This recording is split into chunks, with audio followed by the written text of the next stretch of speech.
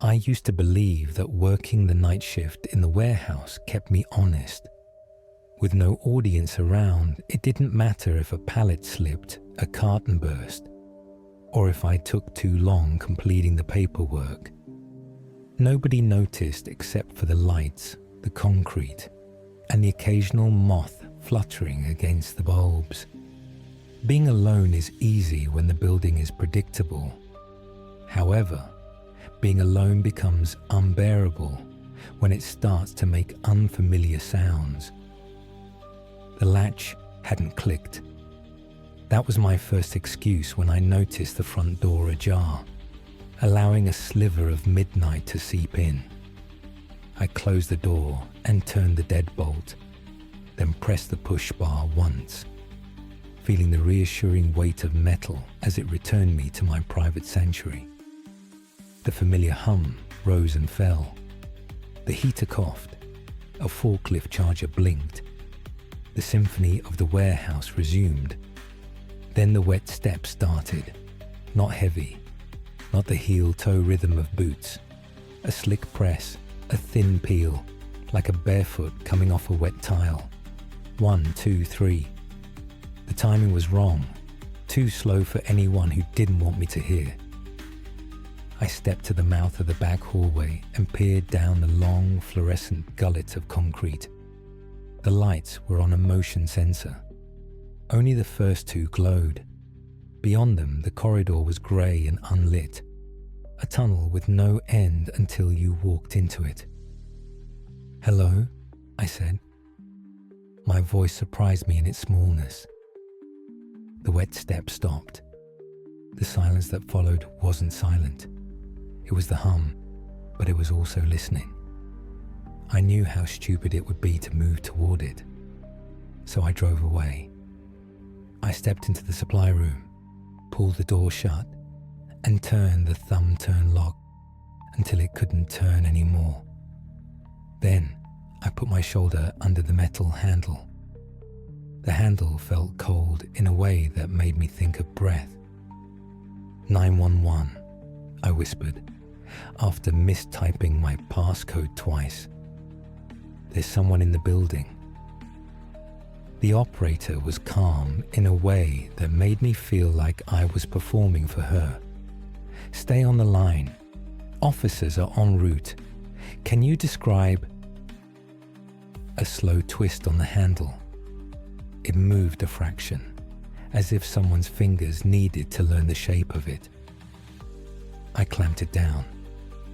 "What you're experiencing," she finished. "Footsteps," I said, and for some reason clarified, "bare feet, like that mattered. Do you have a place to barricade?" A kick against the door, not a break-it-down kick, a testing kick, an experimental knock with bones. I swallowed, tasted battery from adrenaline. "Yes." "Stay there." The breathing built gradually, like whoever was outside was discovering the act while doing it. Inhale, too long. Exhale, too steady, as if they were mimicking me, trailing my lungs by a half-beat. I tried to breathe irregularly to throw it off, but I immediately felt ridiculous and exposed, as if I'd handed my rhythm to something I couldn't see. Red and blue bled under the door's thin window at last. Voices, real ones, filling the hollow between racks and walls. The breathing stopped. The handle slackened. I told the operator the police were here, opened the door, and stepped into a sudden brightness that made my eyes water. They swept the aisles. Officers spoke into radios that crackled. Someone shouted near the loading dock, and minutes later, they marched a man across the receiving floor toward the front. A man with a backpack and boots laced so tightly they bent at the ankle in a tidy hinge. He looked ordinary even in handcuffs. He didn't look like the breath coiled outside my door. "Copper wire," an officer told me.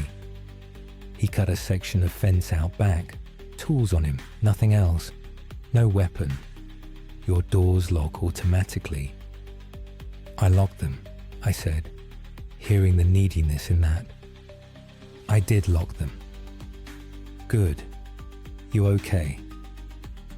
I nodded, then shook my head, and then nodded again, because neither answer felt entirely true. The officers left me with a case number and a promise to patrol the area for another hour. A pair of taillights slid away. The building swallowed its color again. I told myself I should leave, but the order of rituals anchored me. Plug the forklift, count the cartons, stack the bills of lading. I did each poorly. Each time I turned, I expected to see wet prints on the ground. When I finally found them, it was almost a relief. They were small, not child small, but not the size that made sense for a man of that height. Wet half moons ahead of the back hallway, gleaming where they had just been. They went straight for the corridor and then, a few steps in, veered sharply left between two rows of tall metal racking. I shouldn't have followed them, so I did. The racking made a canyon. My shoulders knew the territory better than my eyes. My work shirt brushed the labels, and the paper rasped. Halfway down, the motion light behind me timed out. The darkness didn't fall. It advanced, as if it had been waiting to catch up. I reached overhead for the manual pull chain and stopped, because I heard my name. It wasn't loud, it wasn't whispered. It arrived in the air like a thought I hadn't formed yet. "Evan," said the corridor, or the concrete, or my future. I froze with my hand still up, fingers reaching for a chain I could no longer feel. "Who's there?" I asked, the dumbest question I've ever asked. "Don't," said a woman's voice behind me, steady with warning. "He's still around. Just come back. Come back to the office." I turned so fast my shoulder hit the racking and set off a ripple of paper labels whispering. The office door was 40 feet away and empty. The supply room door was farther still and closed, but the voice had been exact. Tone, texture, the small catch on the K of back. It was my sister's voice. Fear is sharper when it's accurate. My sister calls me after her night shift sometimes, the same as mine, asking if I want leftovers or if I've heard from Mom. Sometimes she leaves voicemails I listen to later in the car. That voice in my warehouse had the friction of her busted Bluetooth, the flattening of certain consonants her mic always murdered. It was her, but it wasn't. "Okay," I said out loud to nobody, as if I was repositioning a box and not my reality. I walked toward the office, telling myself I was only being smart, but I kept my eyes on the left-hand aisle where the footprints had turned. If the office lights would cooperate, if I could flood the place with plainness, I could make the new song stop. Inside the office, the clock above the door read 2:41. I locked the office door, breathed, and breathed again, testing if I could hear someone testing me. The warehouse hummed like a mouth closed on words. My phone lit. JESS, my sister. I stared at it for 2 rings. I answered on the 3rd. "Hey," I said, trying not to sound like I had just heard her inside my building. "Everything okay?" Silence punched the line. Not empty, alive with room tone. The kind of hush that is made of 1,000 tiny noises. Then, "Evan?" There it was. The Bluetooth was flat. The precise weight she put on my name was the exact second she decided whether she was annoyed with me or not. My relief came rushing and reckless. I laughed, small and desperate. "Yeah," I said. "Sorry. Bad night. I thought..." I didn't know how to finish that sentence without sounding insane. "Front door," she said, like an answer to a different question. "You locked it?" Yeah. "Don't open it," she said. "Don't ever open it again." The line went dead. I stared at my phone. I called her back. "This customer is not available." I texted, "You okay?" The message sat stubbornly unsent. I told myself towers hiccuped, servers stumbled. Then I looked at the front door camera feed on my office monitor. A man waited outside. Not the one from earlier. Taller. Thin in a way that made the night seem like clothing hung on him. He stood with his head tilted, as if he was reading the notice about deliveries on the glass. He lifted one hand and held it over the metal push bar without touching it. Some part of my brain wanted proof of my sanity more than it wanted safety. I unlocked the office door and stepped out onto the receiving floor.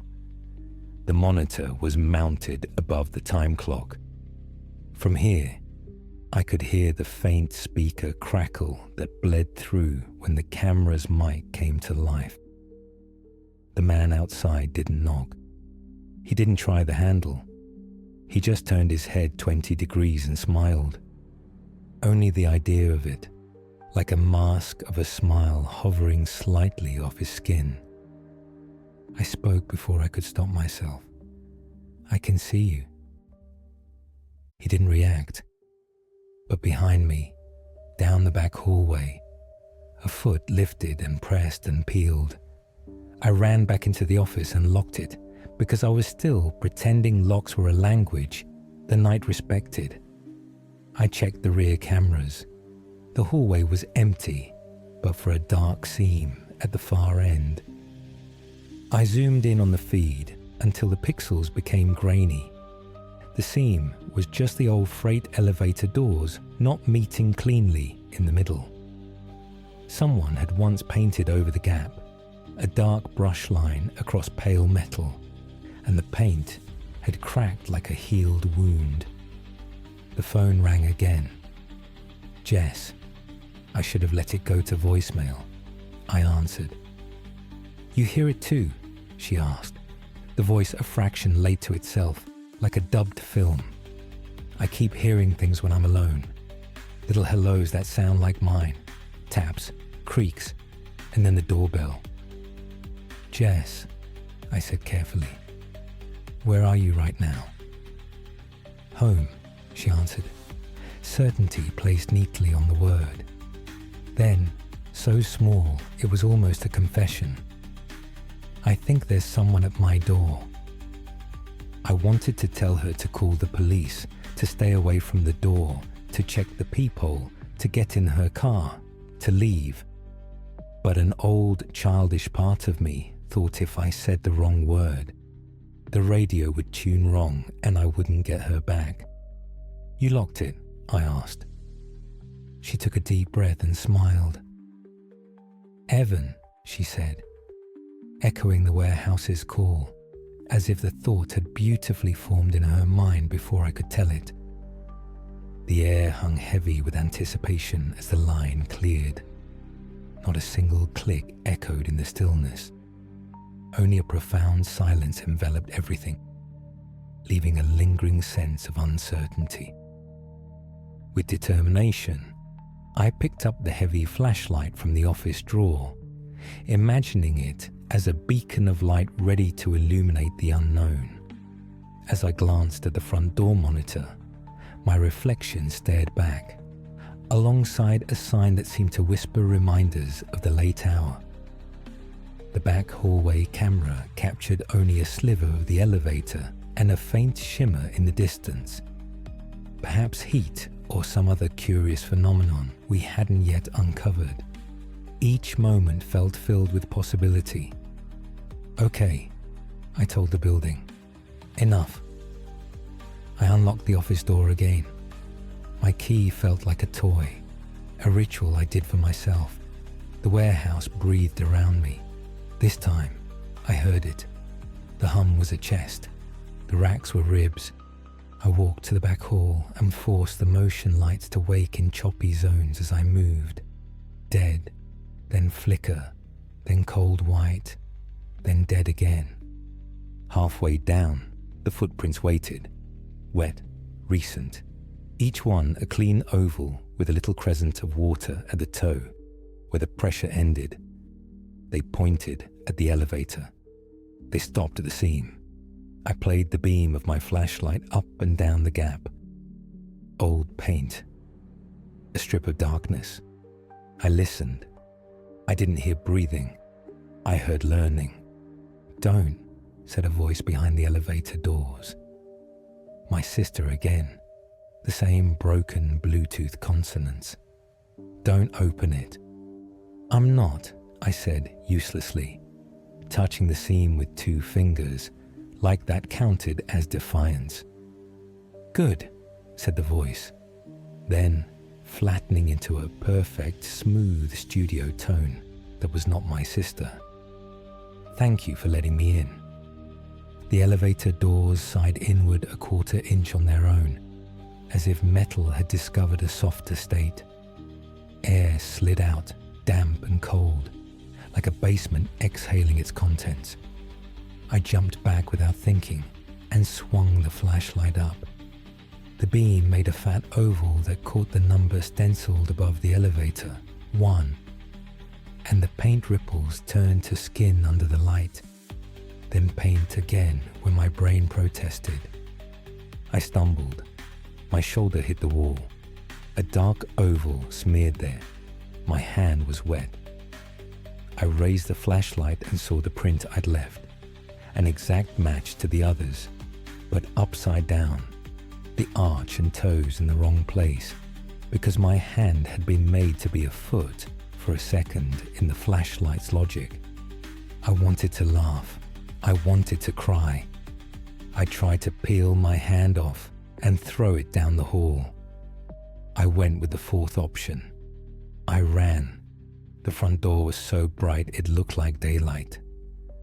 I slammed the crash bar and stepped into the slice of night that tasted like road salt and old rain. The parking lot lay still. The chain link fence at the back cut the world into diamonds. Somewhere far off, a semi downshifted with a long sigh. I looked for the tall, thin man and found only motion, my reflection in the glass, the dark self that windows reveal when they decide to keep you. I stood there for too long, watching the nothing like it might sprout a face if I willed it hard enough. Then my phone buzzed in my palm. Unknown. And I knew I would answer, because that's the sort of night it was. "Evan." A woman's voice, soft, careful. Not my sister. My mother. My mother, as she sounded only in voicemails left late at night, apologized for the hour first and the message second. "Honey, I had the strangest dream. Your father was knocking, and I opened the door, and it..." The line glitched, no sound, then too much, and in the static a shape formed that wasn't a word. It was a smile, not as a mouth, but as an arrangement of timing and cadence, as if a sentence had been taught to bend like lips. "I'm coming," I said, before I realized I'd spoken. "To the door?" she asked. A mother's question wrapped around a stranger's mirth. "No," I said, and hung up, and immediately wanted to call back, to step through, to obey, to be good. I slid my phone into my pocket like it was someone else's hand and felt the weight of the building behind me change.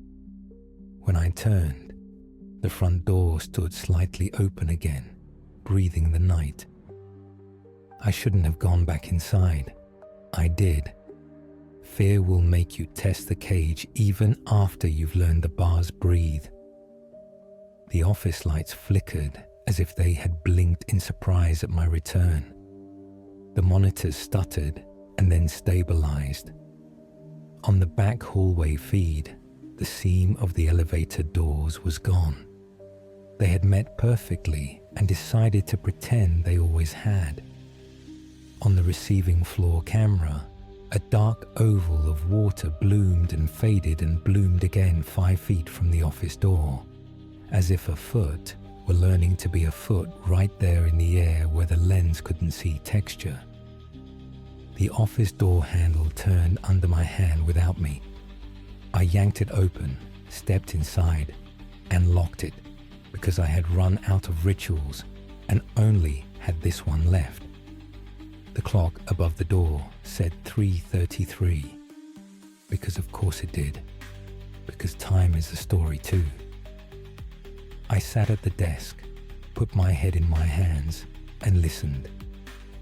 First, the building's hum, steady and sure, as if to say I was always this way. Second, the faintest scuff of skin on concrete, learning to be certain. Third, my own voice through the thin wall, practicing my name with a stranger's patience. Evan, it said, a little more like me each time. Evan, Evan, Ev. The office phone rang. I didn't want to answer. I answered. The caller ID said front desk, a thing we do not have, a thing that belongs to buildings with reception, flowers, and security guards who watch and are watched. Yeah, I said, and heard my voice doubled, the phone's version and the room's half a syllable apart. There's a man at the door, said the voice on the line. My voice, the precise fatigue I'd carried into the shift, the thin joke I make when I'm spooked and pretending I'm not. He says he works here. He says he forgot his key. I swallowed, and the taste was of metal and dust. What does he look like? Tall, said my voice, thinner than he should be. He keeps smiling like he wants me to know he knows how. Don't open, I said, or maybe pleaded. Silence pressed the handset like a palm. You already did, my voice said, as gentle as my mother, as practical as my sister, as fond as I am with friends who stay too late after a shift. You did when you looked. The line clicked to nothing. The office door's lock felt looser, as if it had unlearned being a lock. Something on the other side tried the handle politely, like a neighbor. Please, I said, though I didn't know to whom. And from the hallway, so close I could hear the soft sound a mouth makes forming a B, came a word I didn't expect from whatever this was. Beloved, it said, and smiled with the lights. I put my palm against the metal. The other side put its palm against mine. The surface was cold and wet, and matched me too perfectly. Okay, I said to the door, to myself, to the long seam down the middle of my life. Okay, I see you. The breathing aligned. The hum became a chest around me. The lock turned. The morning shift found the office empty, the front door closed, and the lights humming to themselves. They would later tell each other stories about me that I'd quit without warning, that I'd gotten a better job, that I'd finally fallen asleep on the receiving floor and gotten locked out. Weeks later, when the right rain came, they would notice wet footprints in the back hallway that began at the elevator and ended nowhere. My sister called me that evening, her Bluetooth murdering consonants as usual. I let it ring, then ring again. On the third call, I answered and listened to my voice tell me I was safe, that it was just a stormy night, and that it was time to come home. Okay, I said, because sometimes that's what you say when the person at the door already sounds like you. The line breathed. The door did too. Let me in, I said, before I could decide whether I meant the door, the phone, or myself. Something on the other side smiled without moving its mouth, and from somewhere I could not place. Hallway, glass, elevator seam, my own chest. The wet foot lifted and fell.